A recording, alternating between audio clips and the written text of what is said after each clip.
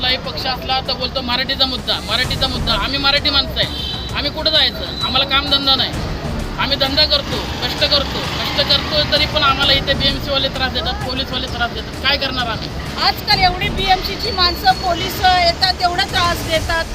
आम्हाला धंदा, आम्ही पोट भरणार कसं? आम्हाला काही नोकरी धंदा आहे का, काय आहे का? NS मोहिते ह्या रोडवरती बाजार बसला जातो मार्केट पद्धतीने.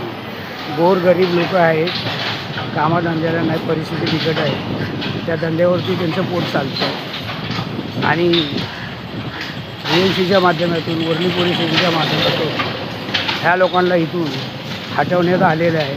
त्यांचा रोजीरोटीचा प्रश्न आहे. तर आपण त्यांच्याशीच बोलूया. या ठिकाणी बाजार भरतो, त्या बाजारचे सर्व कामगार, सगळे धंदेवाले या ठिकाणी उपस्थित आहेत. त्यांना अनेक इलेक्शन झाल्यानंतर महानगरपालिका इलेक्शन झाल्यानंतर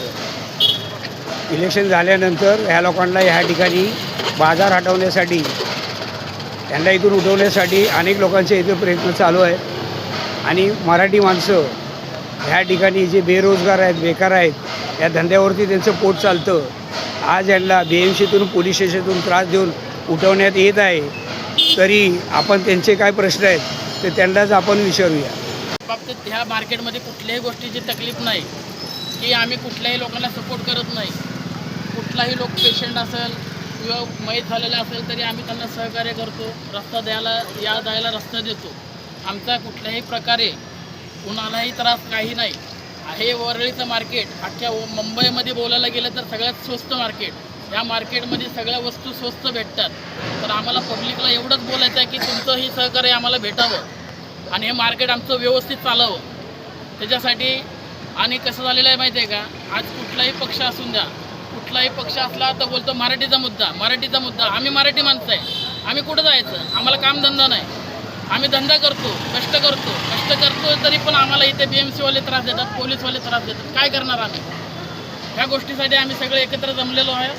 आज वरळी नाक्याचं मार्केट, आज 56चं मार्केट, आज गांधीनगरचं मार्केट पूर्णपणे बंद राहणार आहे. तर त्याच्यासाठी लोकांनी आम्हाला प्रतिसाद द्यावा हेच आमची मागणी आहे. आणि इथून पुढे मार्केट सुरळीत चालावं. लोकांचं सहकार्य भेटल्याशिवाय आमचं हे मार्केट सुरळीत चालणार नाही. तर त्यासाठी तुम्ही आम्हाला मदत करावी. भारत माता की जय. ताई, तुम्ही कुठला धंदा करता?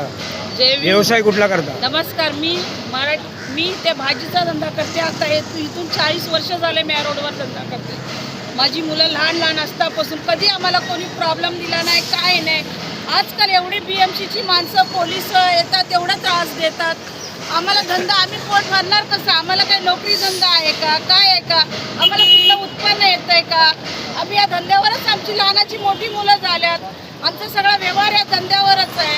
रोज जर आम्हाला 1200 रुपये फाईन जर बसला तर आम्ही कमवणार काय आणि आमची मुलं जगणार कशी? ताई, तुम्ही कुठला धंदा करता, व्यवसाय करताय? कांदा बटाटे विकतो. पोलीसवाले येतात, काटा उचलतात, हप्ते हे करतात, पावत्या फाडा म्हणतात. तर कसं काय व्हायचं? असं तर कसं चालायचं? प्रत्येकात 1200 रुपये भरायचे, कसे परवडणार आम्हाला 1200 भरायला? हां, तर काय पब्लिक जरा साथ द्यावी आम्हाला. मुद्दा म्हणजे असा आहे, जर प्रत्येक वेळेस जर एका माणसाला जर 1200 रुपये रोज जर घरात खिशातून द्यायचं झालं तर आम्ही काय करणार? कुठून आमचं घर चालणार? कुठून आमची सगळी लोक एवढी जर मुंबईमध्ये आहेत, कुठं कोण भाजी विकतंय, कोण काय विकतंय, कोण काय विकतंय? अरे जर तुम्ही मराठी माणूस म्हणताय, तुम्ही मराठी माणसालाच माराय उठलाय तर मराठी माणूस जगणार कसा आणि मुंबईत राहणार कसा? आज सगळे जे आहेत हे लोक एवढी जर 10 रुपयामध्ये आम्ही भाजी खरेदी करून विकतो, यांना एवढं स्वस्त भावात.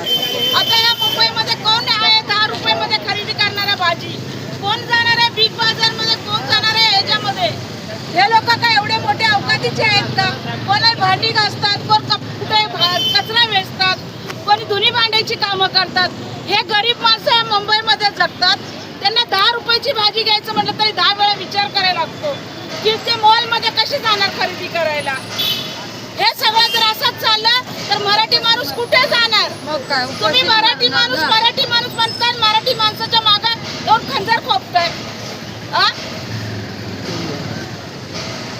कोई बोलने वाला है? बताओ, आप कौन सा व्यवसाय कर रहे हो, धंधा कर रहे हो, क्या तकलीफ है? हे सगळं दिसतात, हे कपड़े सगळं का धंधा करते सर। हाँ, क्या तकलीफ है? बीएमसी वाले पुलिस वाले फाइन मारते हैं, हाँ 1200 रुपये हम लोग कमा नहीं पाएंगे, 1200 किधर से देंगे?